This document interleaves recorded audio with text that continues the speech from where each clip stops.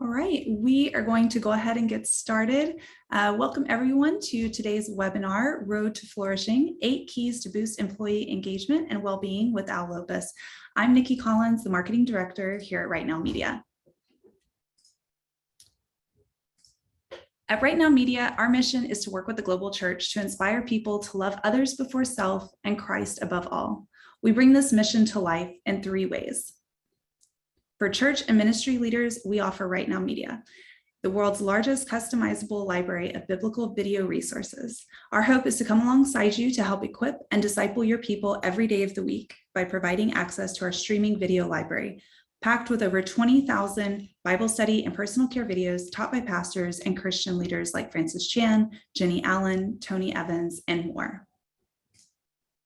For Christian business leaders, we offer access to RightNow Media at work for everyone in your organization. We want to help you care for your employees, cultivate a healthy team, and inspire leaders in your company with our voluntary faith-based library. You'll find video content focused on leadership, personal development, team training, personal care, and more, taught by Patrick Lencioni, Dr. Henry Cloud, John Maxwell, Liz Bohannon, and other leadership experts. And finally, we invite you to join thousands of other Christians at one of our strategic events throughout the year, designed to help you live on mission, no matter your vocation or location. God calls us to focus our lives on Him rather than on ourselves. So ultimately, whether in church, in the workplace, or at home, we want to see disciples of Jesus loving God and loving others. In the webinar today, you'll hear from Brian Mosley, President of RightNow Media. Brian's passion is to help people live out their faith in their neighborhoods, offices, schools, and homes around the world. The nearly 200 people at RightNow Media serve over 20,000 churches, ministries, and Christian business leaders with powerful video content that inspires people to action. And of course, Lopus, the co-founder and CEO of the Best Christian Workplaces Institute. BCWI provides research-based measurement tools and strategic advisory services with a single vision: to help Christian-led organizations set the standard as the best, most effective places to work in the world. Most people may be familiar with BCWI's Employee Engagement Survey, which is the comprehensive, broadest ever employee survey of Christian workers across more than 300 churches and more than 1,000 Christian organizations around the world. Prior to co-founding BCWI, Al served for 21 years in several leadership roles with the global human resources consulting firm Willis Towers Watson. Al is a recognized author, speaker, and consultant, and his latest book, Road to Flourishing, which this webinar is based upon, releases on April 19th. A few housekeeping items before we jump in. Al is going to share his content about ways to boost employee engagement and well-being. Brian will then ask Al questions from today's audience. So be sure to send in your questions using the Q&A feature within Zoom.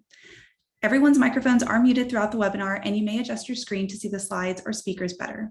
This webinar is being recorded, and everyone who signed up for today's webinar will receive a link to the recording within 24 hours after it ends. If you don't see it in your inbox, please make sure to check your spam. Without further ado, I'll turn this over to Brian and Al. Awesome. Thanks, Nikki. Yeah, I am super excited about today. This topic is near and dear to my heart. I think as a leader and of any type of organization, size of organization, it hopefully is near and dear to your heart as well. That's why you're here. So Al, super grateful for you. Al and I met probably about 5 or maybe 6 years ago now. We were struggling with some team dynamic things, and we're trying to figure out how do we gauge and understand what the status and pulse is of our team. And somebody introduced me to Al. And so now for the last 5 years, our team has taken the Best Christian Workplaces Institute survey, and it has been super, super helpful. We just finished our latest round of it. Our executive team has all those results and the reports. They're in there talking about, okay, here's the things we've done well. Here's things that we can improve on. It's just given us such a great conversation piece and then action piece as a team. We've seen our scores improve over the years. So I could go on and on. This is not necessarily trying to be an advertisement for you, Al, other than I'm just trying to let our audience know. I think the topic you're addressing, the work that your team does is awesome. We've certainly benefited from it. So thank you for joining us today and being a part of this. Well, thanks, Brian, and thanks for your leadership at RightNow Media and the example that you are. We believe that Christian workplaces should set the standard as the best, most effective places to work in the world, and we really appreciate leaders that do that. Well, let's kick off our discussion this morning, and I'm going to share my screen. And the topic today is the Road to Flourishing, 8 Keys for Leaders to Boost Employee Engagement and Well-Being. You know, in the past few years, we focused on urgent issues that just keep popping up. I mean, just think of all the things that have happened just in the last couple of years. And as we've dealt with the urgent, sometimes we miss out on the most important areas of our leadership focus. And now more than ever, every workplace culture and employee engagement, it's shouting for your attention. But if that's neglected, your organization will definitely suffer the consequences. So today, we'll focus on an increasingly important topic of workplace culture and employee engagement. And as a leader, you have tremendous influence on the creation of a workplace culture where your employees and your organization flourishes, much like RightNow Media. And in fact, we're going to outline 8 keys for employees and for leaders to boost employee engagement and well-being for 3 types of organizations: Christian-led businesses, and understand that half of you are in a Christian-led business, also Christian nonprofits and churches. So the health of your employee culture is important at all times. I'll be the first to say, but nevertheless, it's especially important in the times we're living in. These are exciting times. Let's call it exciting times. And we're coming out of a pandemic, certainly. We're seeing supply chain disruptions. We're seeing inflation, wage growth, political divisions, global uncertainties, and a tight labor market with high turnover. And underlying these issues is that we're currently living through a major generational transformation and transition in organizations. Much has been made of the millennial generation, for example, into the workplace 20 years ago. And along with these millennials are today's frontline managers. Also, Gen X employees are middle managers. And meanwhile, baby boomers are like rapidly retiring while Generation X is emerging into the workforce. The shift in the workplace, where personal fulfillment, access to influence, and meaningful mission are workers' baseline expectations, and it's almost complete. And we're seeing that culture is becoming an even more increasing issue. So it's not just an afterthought. It's the main enchilada, if you will. Like it or not, people aren't coming to work for a toxic organization merely out of an abstract duty to provide for their family or for their service. It's they're coming to work and want to work in a healthy, flourishing workplace. Also, we're seeing prognosticators. They're speculating about the shape of the world after COVID-19. And I know in your organization, there's a lot of talk about it. And we expect that many who are propelled into working from home aren't coming back, at least on a full-time basis. And that's only one feature of the changes that are foisted on organizations.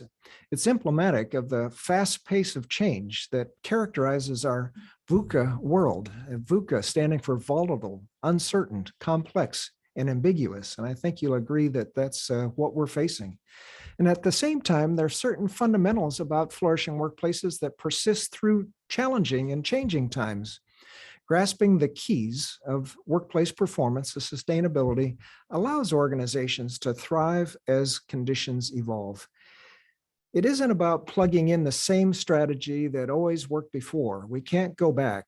It's about understanding the deep truths that shape every new workplace strategy that succeeds in emerging circumstances. Unfortunately, it's hard to improve your culture. And if you don't know what it is, then that's even harder. Everyone in a culture feels the culture, but that's not the same as naming it or measuring it. And if you don't measure your culture, it's easy to become blind to it. So for leaders to improve their culture, they have to be able to identify what drives their organization to flourish and measure for it. And I'm so convinced of this, I've spent almost 2 decades learning the features that drive flourishing cultures in Christian-led organizations, how to measure them, how to guide organizations on their road to flourishing. Well, to make things maybe sound a little more dire, here in the United States, we're living through what's been called the Great Resignation. A recent survey indicates 48% of employees are actively searching or watching for new opportunities. Record numbers of Americans are quitting their jobs. 4.3 million people quit their jobs last December, and resignations continue at record levels. There's also a strong demand for your best employees with 11 million open positions right now. We're also seeing wages increase at a faster pace than we've seen in 40 years. Inflation is at its highest level in decades and is impacting everyone. This tidal wave of resignations and all these other issues poses big problems for every organization. Leaders need to be asking, what should they do to be able to retain their people when turnover is so high? In fact, we believe that a flourishing workplace culture is the antidote to high turnover.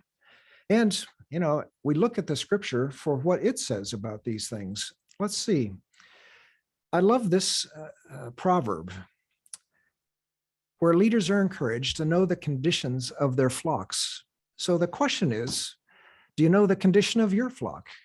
Can you imagine what would happen if you didn't measure the health of your financials, for example?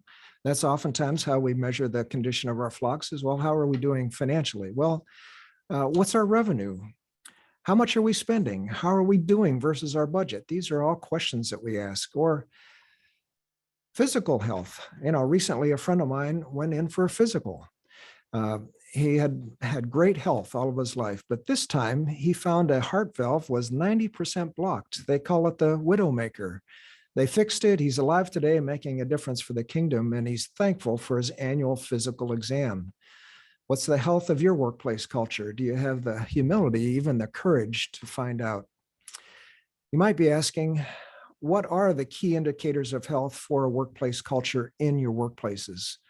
I understand, yes, financial indicators, income, expenses, assets, et cetera, are important. I also understand health indicators, blood pressure, heart rate, weight. Those are indicators of health for a person. But what's the indicator of health for a workplace culture? Culture is the key to a flourishing, God-honoring workplace. And I like this quote from Peter Greer, who's the president of Hope International and author of Mission Drift. And he describes it this way: it's all about the soil. He describes how a Hope International board member spoke like a seasoned farmer when he addressed the global leadership team. He said it's impossible to produce good fruit from toxic soil. But he isn't a farmer, and his insights applied not to agriculture, but to organizational culture.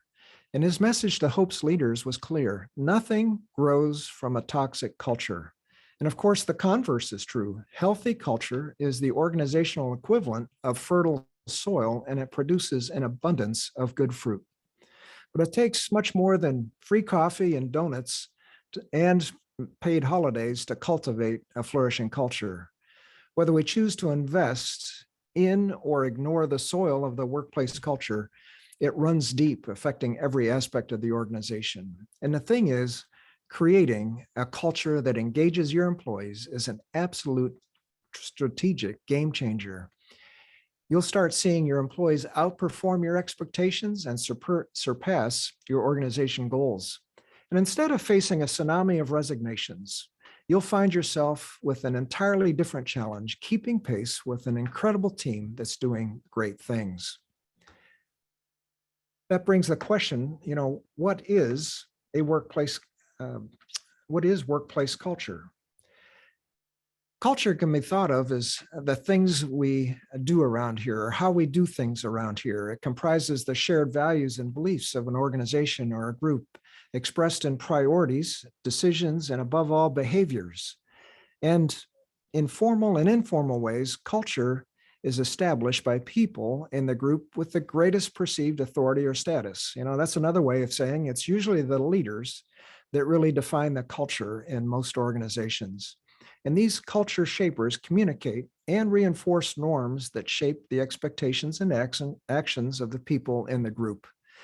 A group's culture powerfully affects how much people personally engage with what the group is doing. The more an organization culture is flourishing, then the more energy, diligence, and joy your employees bring to what they do. They're more honest, they're more trusting, and more unified with one another, which sparks extraordinary cooperation and creativity. They become single-mindedly committed to the organization's mission because they believe that their workplace cares about them individually as a person. They believe that they can be truly productive for things that matter through their organization, and that becomes a self-fulfilling prophecy. They go the extra mile and choose to put in discretionary effort into what they do. In fact, that's oftentimes the definition of engagement. And when employees put in discretionary effort, they look forward to coming to work every day because of the vitality that they find there. A team full of employees like this can't help but produce a level of effectiveness that far exceeds the output of a mediocre culture. And here's a tip. Be sure your organization has defined its employees' values in a compelling way that you reinforce regularly. Now, let's look at measuring engagement. So, we've talked about the importance so far of workplace culture, but how do you know the health of your culture? How do you know your organizational blood pressure and decide if you're facing risks with your employees' engagement? Over years of research with Christian organizations, we found that there are some predictable patterns of workplace culture. We can measure these categories and determine the levels of employee engagement. Just last year, we surveyed over 48,600 employees. We found that just over half of the employees felt actively engaged in their work and their employer. Well, the good news is that 54% of these that we survey were engaged and energized in the work. They work with passion and are connected to the mission of their organization. They bring discretionary effort to their jobs. These people are innovating and driving the organization forward. That's the good news. Well, then there's some bad news. Yes, 40% of the workforce is neutral. They're not feeling as engaged or engaged in their work or by their work. These neutral employees are a signal of what's beginning to be an unhealthy culture. They are occupying space in their organization by not working with full energy and passion. As they often sleepwalk through their day, they're putting their organization in danger or of being lackluster and having lackluster results, or maybe even worse. Remember, this observation is based on real data from tens of thousands of survey responses just last year. Well, then the news gets worse. While the actively disengaged are a small percentage, this observation means that 6 out of 100 employees are not just sleepwalking, they're actually spreading unhappiness and toxic feelings in your workplace. Their unhappiness can easily infect your neutral employees, and they definitely undermine what your engaged coworkers are trying to accomplish. I often use the analogy of a group rowing boats in a race. We find, using this analogy, that 5 out of 10 people in a boat are rowing to win. 4 out of 10 are not in sync with those that are engaged, and maybe even have their oars on their laps or are taking selfies of themselves to post on Facebook. And 1 out of 10 is drilling a hole in the boat or rowing backwards. Imagine how different it would be if all 10 are rowing to win. This is an important thing to focus on. But from my experience, when you address employee engagement and identify specific ways to improve workplace culture, you can have a positive impact on the bottom line. Engagement is quantifiable. So what are the keys to employee engagement and a flourishing workplace? We believe that Christian-led organizations should set the standard as the best, most effective places to work in the world. And with this vision in mind, and with years of research, we have sought to identify and have identified statistically the keys to employee engagement. This applies to Christian-led businesses, Christian nonprofits, and the church. And we call these 8 keys to a flourishing workplace by the acronym Flourish. And you can see fantastic teams, life-giving work, outstanding talent, uplifting growth, rewarding compensation, inspirational leadership, sustainable strategy, and healthy communication. So let's walk through each of these items very quickly, water ski over them, if you will, to see what they are. And you can identify and begin to think about how they apply in your organization. The first one is fantastic teams. You know, flourishing cultures nourish cohesive teams that engage in passionate, open dialogue. They provide space for people to share diverse ideas and solutions, which can generate healthy conflicts as areas are discussed. They aren't afraid to discuss different solutions because they're all striving for excellence. Because they function so well together, these teams accomplish more than any individual or siloed department can do on their own. Secondly, we have life-giving work. Flourishing cultures engage people in their work that is full of meaning, significance, and purpose. Staff members are devoted to their role in the organization when they have life-giving work. They feel like they're able to use their skills, gifts, and for churches and Christian nonprofits, spiritual gifts in all that they do. The environment also brings joy to employees, and they have fun doing work. The third element, and this is a call out to our Canadian friends with the picture of the great one, it's outstanding talent. And flourishing cultures engage highly qualified people with the necessary, what we call the 5 C's: calling, character, competence, chemistry, and contribution. Again, that's calling, character, competence, chemistry, and contributions to achieve the organization's mission. They recruit outstanding talent and then reward, retain, and promote these employees to make a positive impact. Next is uplifting growth, and flourishing cultures raise the level of performance of individuals, teams, and the organization as a whole to meet the challenges of a changing world.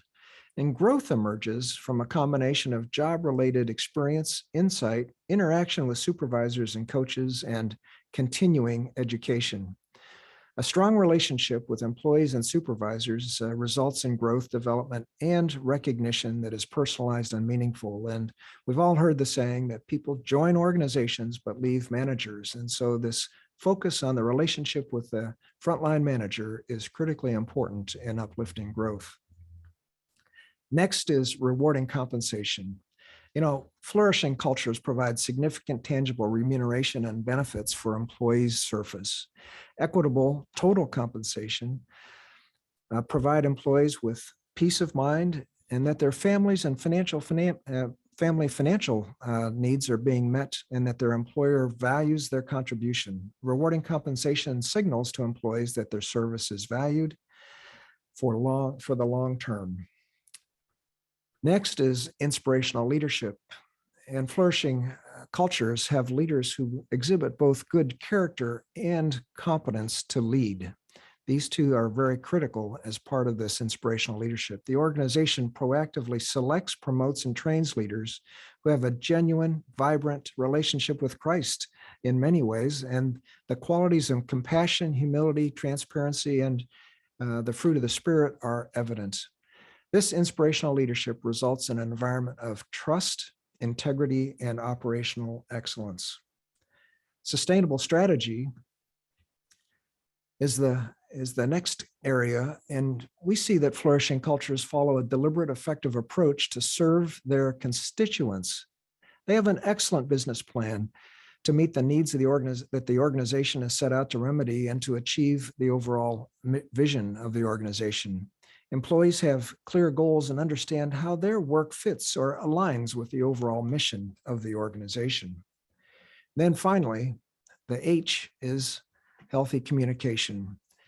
Flourishing cultures feature an environment of open dialogue between employees and leaders. These organizations are led by people who seek out and act on employees' suggestions and explain the reasons behind decisions. They're very transparent. They value diversity and maintain a culture of mutual accountability, innovation, and unity. Employees feel like they're able to talk about issues of workplace balance, for example. So that's healthy communication. So that's the Flourish model. Yes, each of these 8 drivers or keys make a big difference in the level of culture and engagement in your organization. So the question to you is, how important or which of these 8 keys is most important? So what I'd like you to do now is tell me which of these 8 keys is most important. So put your response in the comment box. And as you do that, we'll take a look at what you think is the most important of these 8 keys. We'd like to have your input and involvement now.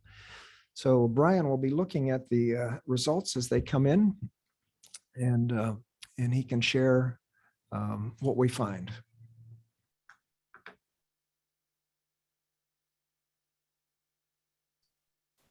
Okay, Al. Yep, there's lots and lots of comments coming in. I'm glancing through these, trying to get a sense of, from what I've seen so far, Al, I would say there's a lot that say all 8, which is good for them. They're okay. taking all 8. But great. I would say communication, if I'm just scrolling, is showing up quite a bit as the top one.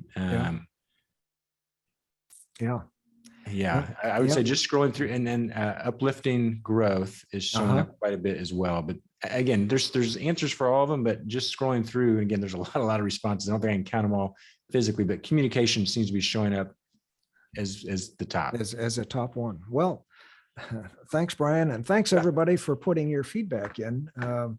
Because what I'm going to show you now is what the statistical software tells us is the answer. And this is an actual report from an organization.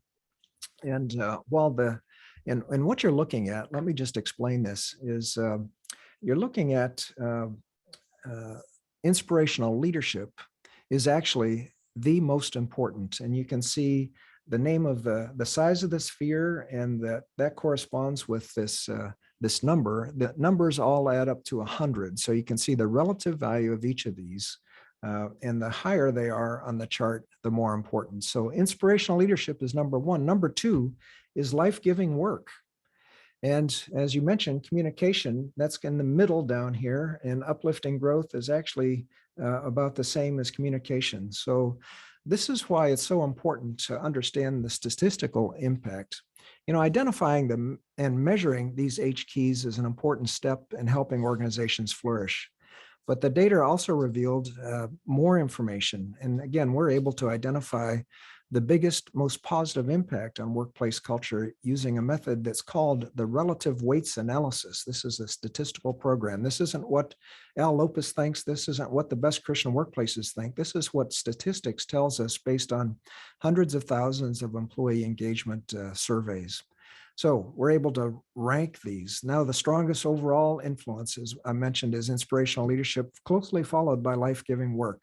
And for Christian organizations, this concept of life-giving work is the competitive advantage that we have, because the work that we do has eternal significance, and people come to work in Christian organizations because of the impact that they have on people's lives for eternity.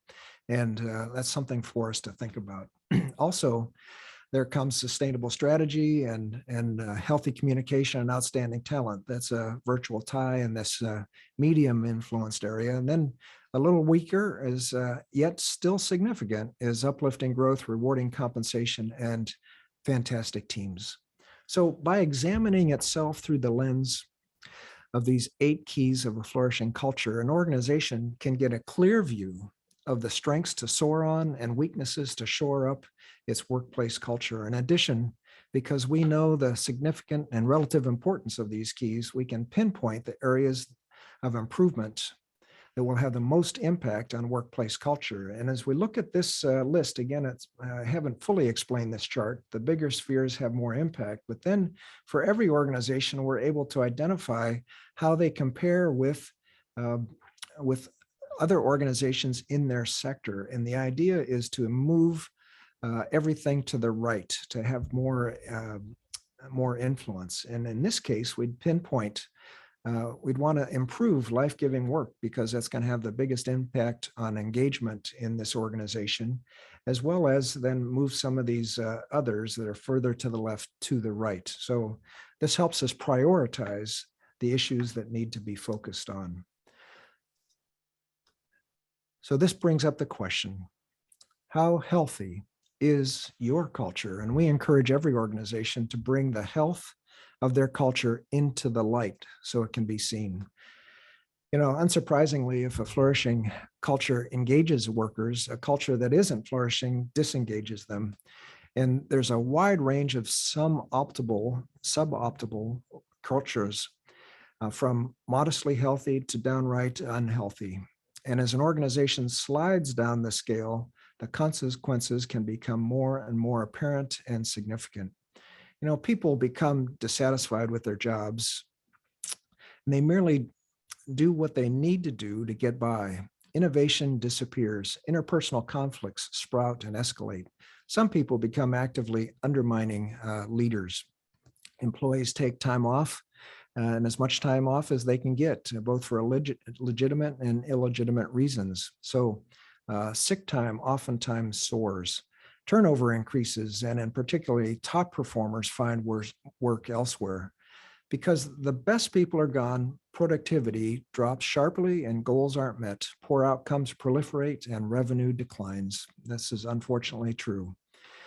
From time to time, I hear a dismissive criticism that culture is, oh, it's the soft stuff that doesn't impact or affect the bottom line. Or I hear the assumption that employee well-being has to do more with soothing whiny workers or putting gourmet coffee in the break room or rewarding them with a spa day. You might not believe it, but they may not say it directly. But more than anything, your employees care about the effectiveness of their organization.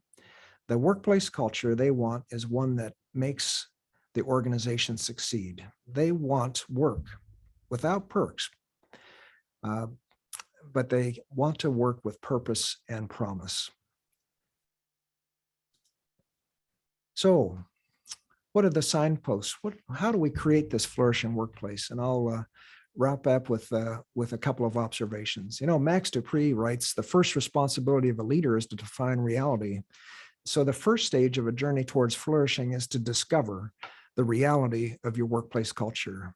You can begin right now. And first, we encourage every organization do an employee engagement survey as the first step in discovery. A well-honed survey yields a treasure trove of actionable information. And when conducted by an experienced partner, it also places the organization's workplace culture in a context of other similar organizations. Second, within this, a valuable tool is to also look at discovery or focus groups. And we recommend validated methods of objective qualitative research to discover the why behind the issues that organizations face. A survey helps us understand where the strengths or the hotspots of an organization are, but they don't tell us why.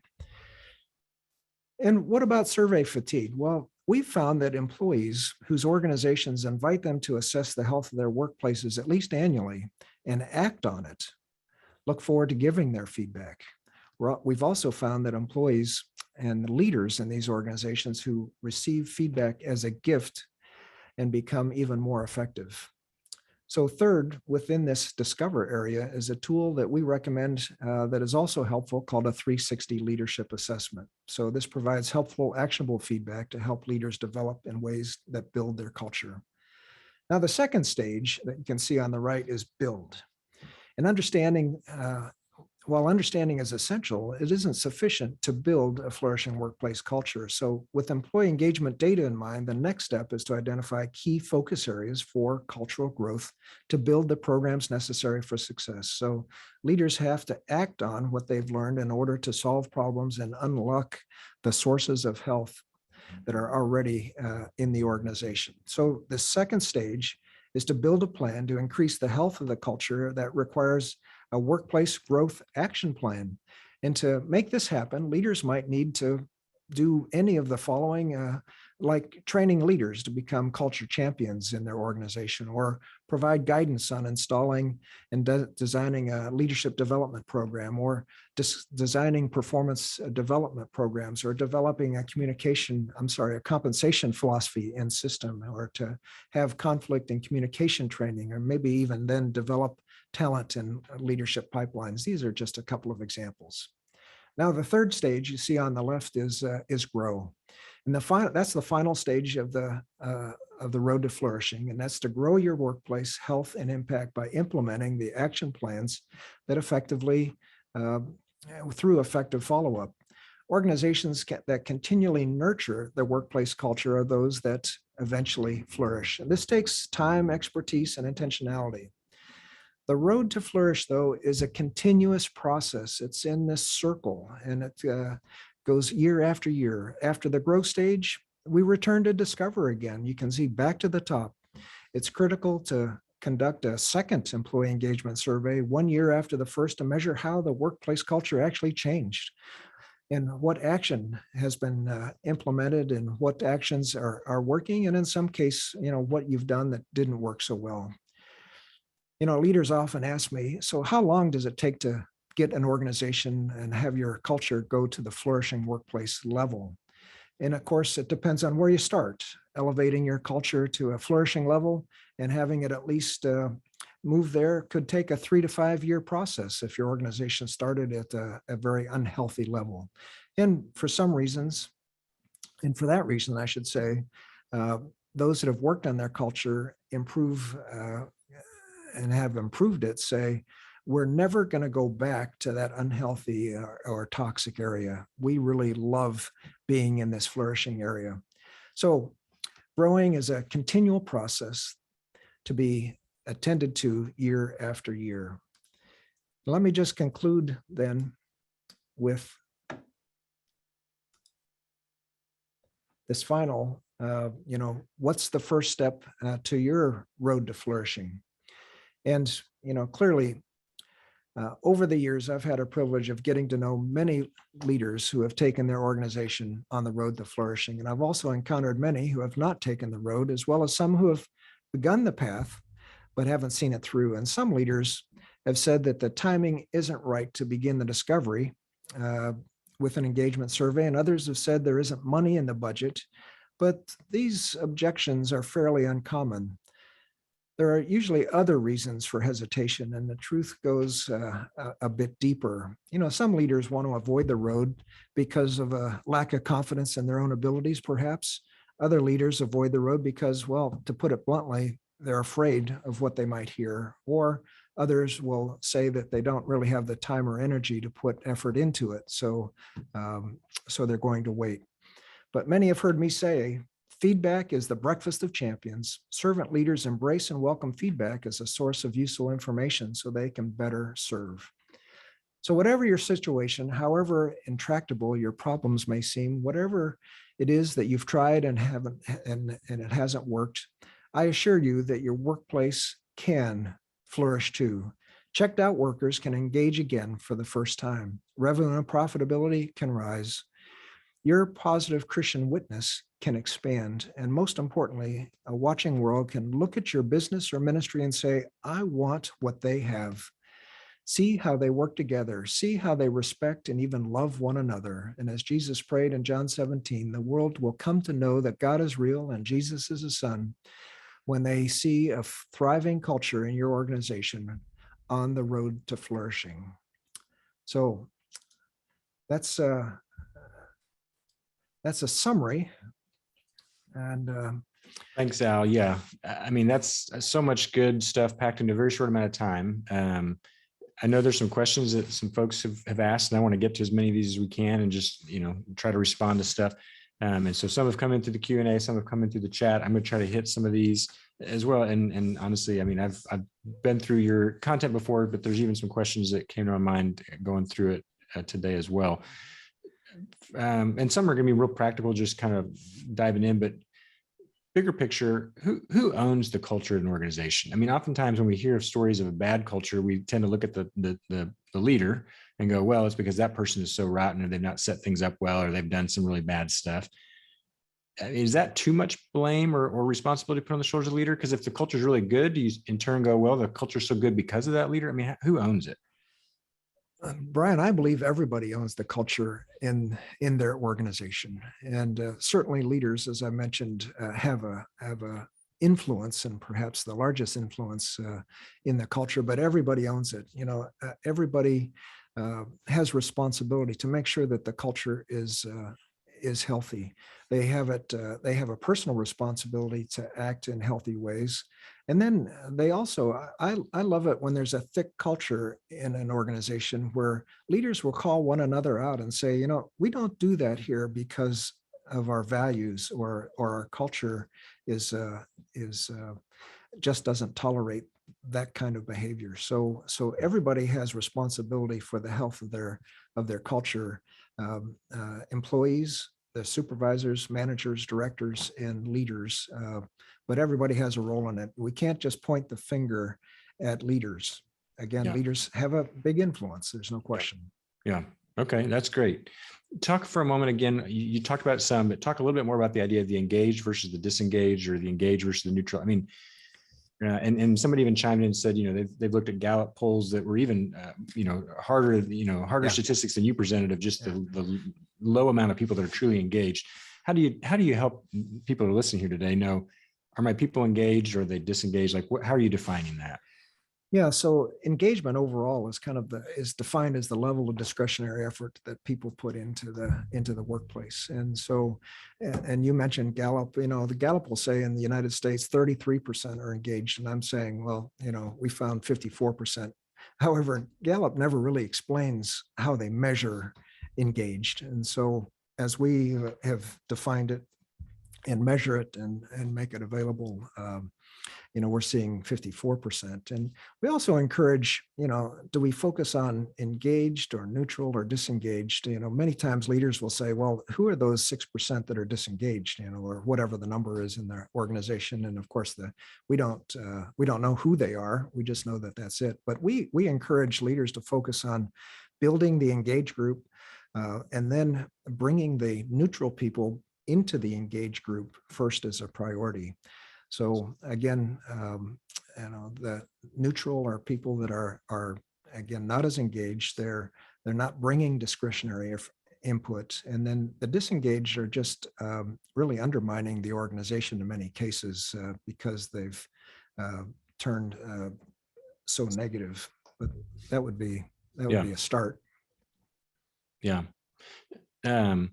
I'm again scanning through some of the questions that are coming in. A couple people have asked, can you repeat the 5 C's when you're talking about outstanding talent? People wanted to know what those C's were again. Yeah, sorry, I skipped over those very quickly, but there are a number of ways, and particularly this is used in many organizations for recruiting, as well as for performance discussions and review.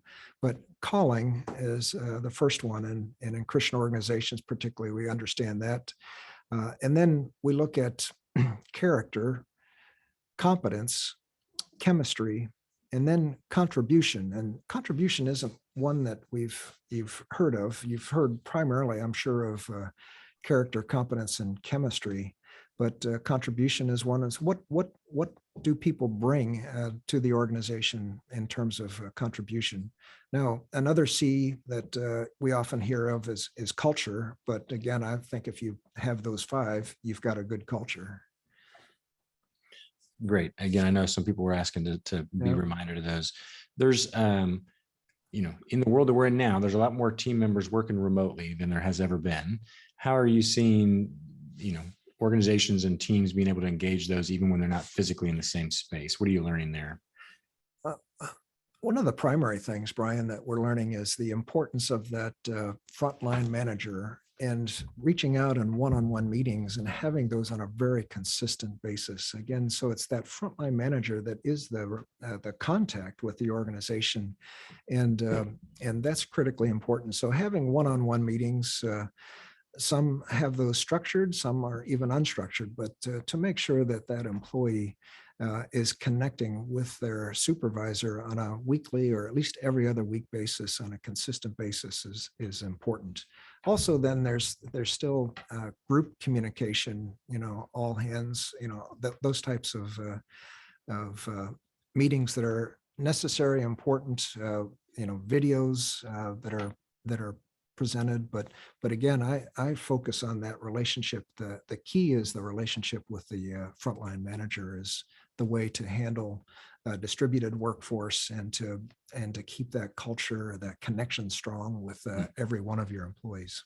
And are you seeing any macro trends of engagement or health scores now relative to 3 or 4 years ago that are they higher? Are they lower? Do you see anything that's changing because of COVID, for example, and all the other stuff we're dealing with? We're in terms of overall the health overall scores, we're not seeing a lot of changes. And so I'm of the organizations, the Christian organizations that we serve, I'm just pleased to see how managers have pivoted. I mean, we've seen some things kind of go up and down.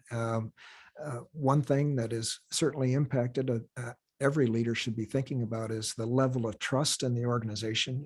Proximity builds trust. I know my leaders, and so I can trust my leaders. So keeping visible from a leadership standpoint is key, particularly as we've discovered in these times. And again, that's the importance of that frontline manager being face to face or Zoom to Zoom as well. A couple of questions have come in. I'm going to kind of consolidate them into one. Some of the folks here paying attention today are not the top leader. They're not just an individual contributor, but they're somewhere in that middle. What's their role? How do they take a part in helping to shape the culture when they don't have the total keys to the kingdom, so to speak? Yeah, and that kind of gets to your question of who influences culture, and everybody can influence culture. And I'd encourage every frontline manager, you impact the culture of your team. There's no question you have a role in it. So I'd encourage you to look at these 8 drivers, to put plans and processes in place. For churches, that's doing devotional, perhaps to build relationships with your team, having again regular team meetings. You can impact, as a frontline manager, the health of your team culture. Now, you can also try to rise the level of awareness to your leaders, and they can pay attention and perhaps embrace it. This engagement in culture is a growing issue, especially with the amount of turnover that many organizations are facing. So I see senior leaders, I see their ears turning to this issue more than before. So as a frontline leader who's interested in this, you can again bring it to your leadership team, and they'll be more interested now than they've ever been before. Well, and you mentioned turnover, which there's some questions related to that as well. Like you mentioned, I mean, we're a lot of us are experiencing more turnover in recent months than we've experienced in recent years. What, how do you build and then, grow a culture when, even you feel like your best effort, I got people coming and going, and maybe there's even some businesses out there who their employee base is somewhat naturally seasonal or naturally has cycles. And so how do you maintain that culture when you got people coming and going? And that's why culture is so important, is I think it's the antidote to this high turnover, this great resignation, by creating an environment where people want to be there and come into work every day is the opportunity that we have. And people are coming out of COVID. They're disappointed in a lot of things, in a lot of ways.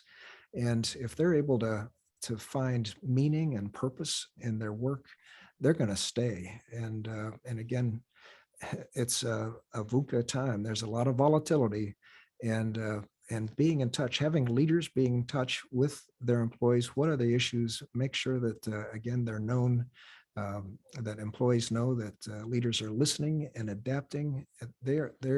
People are going to want to stay in organizations that are doing that. That's my experience. I'll say it's the flourishing organizations that are experiencing less turnover, less issues than others.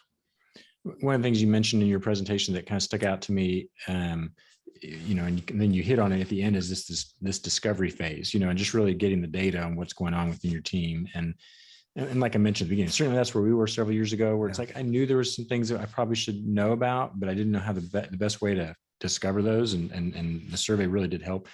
And I don't know, I guess this is just when you're talking about like physical health, we all like to look at numbers when we know we're going to win. We don't like to look at the numbers when we know that it may be ugly. And so I think that's probably the hard part for us in wanting to do some of this discovery at times when we know the numbers may be ugly. We don't want to look at those numbers. So I don't know if there's a question in there other than just you're talking about the physical health. And, again, we don't want to go to the doctor when we know the doctor's going to tell us that these are the 4 issues. And we're like, I already know those issues. I don't know. I'm guessing you face that all the time with people going, I don't know if I really want to look under that rock. And, and you're afraid because, well, am I going to have to do something, and so what we're able to do is identify very precisely, well, here are a couple of things you can do. And so it is a courage issue. Let's, I mean, what's at stake? Well, it's the, in culture, it impacts, the workplace, but it also impacts people's families' lives, the employees' families' lives. That impacts the communities they live in. It ultimately impacts larger groups, of even our country as people's work lives, because it's such an important part of everybody's life, how it impacts others. So I just encourage, feedback is the breakfast of champions. Let's take hold of these issues and solve them. And as I mentioned, as I've talked with flourishing leaders like you, they say, I never want to go back, and I think about, Brian, I'm at conferences with some of your employees, and I just love to have, conversations with them, because they say, I love working here at RightNow Media. And it's really, and I love what you do. And they're referring to our work. I love what you do because, we work in a great place, and boy, that makes a huge difference in people's lives. Yeah. A couple people, thank you, by the way. A couple people have asked, just thinking about the survey itself, if they're working in a company that is got, they're a Christian, there's some Christian leadership, but obviously not everybody on their team or in their company's Christian. How does your survey help in that environment, or does that kind of get awkward, or what happens there? Yeah, Brian, thanks for asking, that question. And to the person who's asking it, I want to thank you.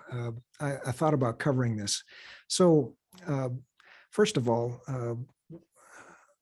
the Christian aspect, we're the Best Christian Workplaces Institute, and we work with a lot of Christian-owned businesses, and we know that Christian-owned businesses cannot discriminate based on religion. And so we have a brand called the Best Workplaces Institute, and we take out the Christian-specific questions, but still we're able to look at leadership character. I mentioned questions around compassion and integrity and caring about employees and so on. We can ask those questions and never have it actually then reflected in a religious tone, so that there's no concern about discriminating based on religion. But the same principles, God made us all, and these are keys that leaders can lean into, that will improve their own behavior in workplaces without some of the direct Christian types of questions or identity. Yeah, that helps. I mean, again, I think there's certainly some people out there who would say, I don't think I can put the overt Christian stuff in front of my team, but they still want to understand the culture, and that helps that you have that option. Yeah, exactly. Last 1 or 2 quick questions here. Again, thinking about practical stuff. Somebody asked in there, because again, you get this book coming out that's going to outline and further dive into those 8. The question was essentially, is the book going to define more of the 8, or is it giving ideas on how to implement the 8, or if somebody were to take in the book, what are they going to get out of that? Yeah. So great. I appreciate that. So the book has 10 chapters. 8 of them, each of the 8 have a full chapter on in their case studies and examples of Christian-led businesses and churches and Christian nonprofits, and that'll include specific types of programs that these organizations have put in place to help move them to a healthy or flourishing culture. So it's a focus on those 8. That's the focus of the book, and with an introductory chapter at the beginning and a little bit of a summary at the end. Yeah, got it. Yeah, well, this is great, Al. Again, I know I'm seeing other questions. I can't get to all of them here today. Just we wanted to give, certainly some time for you to present, but also questions. We couldn't get to all of them. In just a moment, Nikki's going to come back on and tell people how to connect better with you and your team and some of the resources that hopefully will answer even more of their questions. Today was just scratching the surface. I'll say again, we've benefited from the survey. So for those listening out there, again, we took the step to say, hey, we're going to discover what's the reality out there. And then the way it's worked for us is our executive team takes that, goes in there, and they really do pour over how do we improve the culture? And they ask more questions. We obviously don't know who's responding in what way, but they'll go to their teams and they'll say, hey, our team scored this. Tell us how we could do better, in the year to come. And they're listening for that feedback. And just asking the questions, I think, has improved our team culture tremendously, because people go, oh, they really do care. And then they see the questions being asked and they go, they're actually taking action. So it's really been a helpful thing all the way around for us. And again, I know I'm just maybe being overly, flattering there, but it's been a helpful tool because it's given us an ability to measure something. Like everything, it can't measure absolutely everything. Just certain health metrics physically can't measure everything, but we say as an organization, our executive team knows this. We're a nonprofit, so I tell my board, we're trying to measure team health, financial health, and customer health. And there's some intangible and tangible ways we do each of those. And BCWI is a huge way that we at least tangibly measure team health.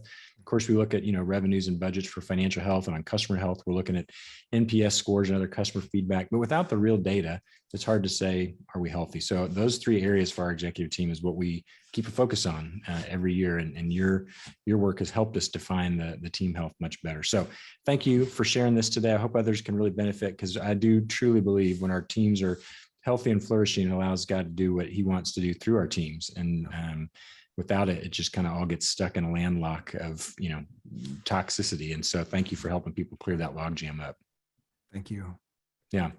Nikki, will you come in and share a little bit about just what, where people can find more resources here, and we'll close out. Yep, absolutely. So I'm going to go ahead and share my screen. We can talk about some of those next steps.